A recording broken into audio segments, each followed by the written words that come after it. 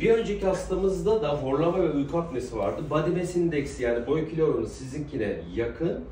Onun endoskopik muayenesini yaptık ve onun CPAP cihazı kullanılması gerekiyor. Maske tedavisi alması gerekiyor.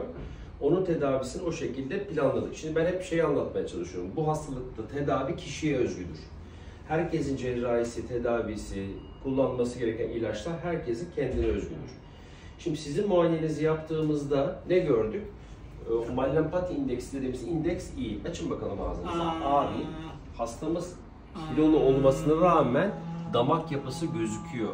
Ve en büyük problem damakta. Yani küçük dil, bademcikler ve yumuşak damakta. Dolayısıyla sizde cerrahi tedaviden sonuç elde ederiz. Zaten diyetle kilo verme rutinine girmişsiniz. İnşallah o devam eder. O zaman çok daha iyi olur.